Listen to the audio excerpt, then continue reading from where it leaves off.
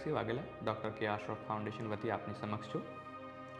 ફાઉન્ડેશને 2012થી FLN એટલે કે વાંચન લેખન ગણનથી કાર્યની શરૂઆત કરેલી. આજે 2025માં ફાઉન્ડેશન દ્વારા બાલવાટિકાથી લઈને વોકેશનલ એજ્યુકેશન સુધીના કાર્યો કરવામાં આવી રહ્યા છે.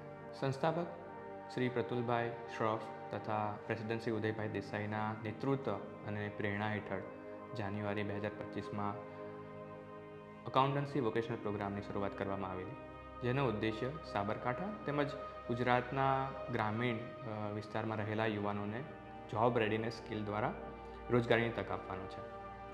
ઉદ્યોગોમાં રહેલા ટ્રેન્ડ મેન પાવરના અભાવ તથા યુવાનોને સરકારી નોકરી સિવાયના અન્ય વિકલ્પોમાં રોજગારી મળે એ હેતુથી ધંધા કે સર્વિસીસ તથા યુવાનો બંને માટે વિન વિન સિચ્યુએશન ક્રિએટ કરવાનો છે.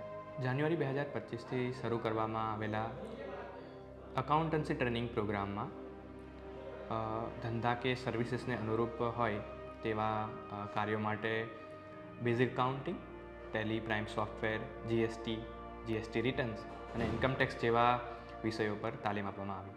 સાથે સાથે વિદ્યાર્થીઓ કે સ્ટુડન્ટ્સના પર્સનાલિટી ડેવલપમેન્ટ માટે English communication, Excel, Word, MS Office જેવા વિષયો પર કામ કરવામાં આવી રહ્યું હતું. આ પ્રોગ્રામની અંડરમાં તાલીમ લીધેલા યુવાનો અને યુવતીઓને રોજગારી હેતુથી પ્લેસમેન્ટની કામગીરી કરવામાં આવેલી, કે જેમાં એવરેજ 10,000ની સેલરી મળે. જે વિદ્યાર્થીઓએ આ પ્રોગ્રામના હેઠળ તાલીમ લીધી છે એઓના અનુભવો હું આપની સાથે શેર કરવા માંગીશ.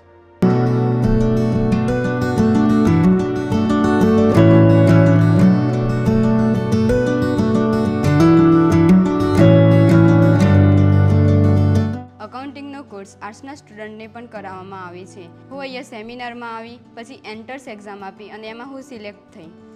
શરૂઆતમાં તો મને એવું લાગતું હતું કે આ બધું મને નહીં ફાવે, પરંતુ અહીંયા સરે જે રીતે મહેનત કરી અને બેઝિકથી ભણાવ્યું, એકાઉન્ટિંગ શું છે ત્યાંથી લઈને income tax, GST, Tally software, TDS 6,000થી 7,000 up entries કરી રિયલ ટ્રાન્ઝેક્શનની.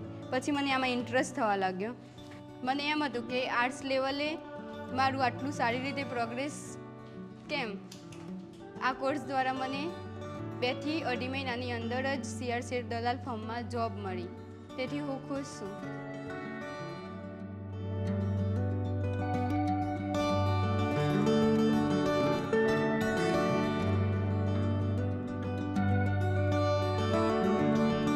તો અહીં આવેલા વિદ્યાર્થીઓ દરેક કોમર્સના વિદ્યાર્થીઓ નહોતા. આ કોમર્સનો સબ્જેક્ટ હોવાથી આ કોમર્સની તેમની દરેક વિદ્યાર્થીને બેઝિક નોલેજ આપવું જરૂરી હતું. અહીં આવેલા વિદ્યાર્થીઓ આર્ટ્સ બેકગ્રાઉન્ડ અને સાયન્સના બી વિદ્યાર્થીઓ હતા. તેથી તેમનો મૂળભૂત પાયો મજબૂત કરવા માટે અહીં શરૂઆત જ બેઝિક નોલેજથી કરવામાં આવી. બેઝિક નોલેજ શીખવવામાં આવ્યું અને બેઝિક નોલેજની વધુ સરળ અને સારી સમજ આપવા માટે અકાઉન્ટન્ટ્સના વિડીયોઝ બી બતાવવામાં આવ્યા. આ દરમિયાન પછી અકાઉન્ટિંગનો આગળ એક સ્ટેપ પગથિયા ભરવામાં આવ્યા. પછી એક્સેલ પર કઈ રીતે કામ કરવું, અકાઉન્ટિંગનું કાર્ય કઈ રીતે થાય તે એક્સેલ પર શીખવાડવામાં આવ્યું. દરેક વિદ્યાર્થીએ 2,000 થી 3,000 કરતાં પણ વધુ એન્ટ્રીઓ કરી અને પોતાનું અકાઉન્ટિંગ ક્ષેત્રમાં પોતાનો આગળ વધાર્યો. પછી ત્યારબાદ ટેલી સોફ્ટવેર પર કામ કર્યું. જે પણ કાર્ય એક્સેલ કાર્ય કર્યું તે દરેક વસ્તુ ટેલી સોફ્ટવેર પર કરવામાં આવી.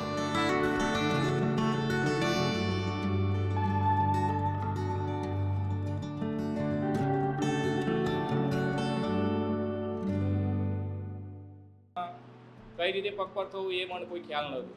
પણ અહીંયા 350 જેટલા માણસો હતા. ઇન્ટરેસ્ટ એક્ઝામ હતી. મારી બેને કીધું તું એક્ઝામ તો આપ, પાસ થતું ફેલ થતું આપવામાં શું વાંધો છે. મેં એક્ઝામ આપી.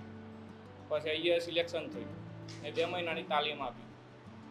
અહીંયા સરે હું આર્ટ્સ બેકગ્રાઉન્ડનો છું, મને કોઈ ખ્યાલ નહોતો કે એકાઉન્ટેડ શું છે એમ. બેઝિક એકાઉન્ટથી ટેલી, એક્સેલ, TDSમાં કઈ રીતે ચૂકવણી કરવી, જીએસટી વિશે કોઈ પણ ખ્યાલ નહોતો. અહીંયા આવ્યો ત્યાર પછી મને ખ્યાલ આવ્યો કે આ રીતનું આપણે વર્ક કરી શકીએ છીએ અને આ રીતના પોતાના ઉપર પગપર થઈ શકીએ છીએ.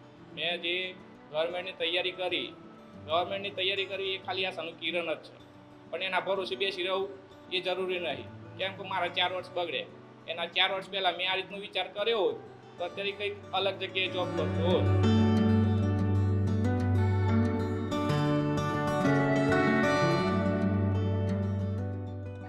આપે અગાઉ જોયું એમ અમારા પ્રોગ્રામમાં જોડાયેલા યુવાનો કે જેઓ આર્ટ્સ બેકગ્રાઉન્ડ, કોમર્સ બેકગ્રાઉન્ડ અને સાયન્સ બેકગ્રાઉન્ડમાંથી હતા. આવા યુવાનોને જ્યારે 2.5 મહિનાની ટ્રેનિંગ બાદ પ્લેસમેન્ટની ઓપોર્ચ્યુનિટી મળી છે, આનો લાભ સાબરકાંઠા વિસ્તારના યુવાનો લે.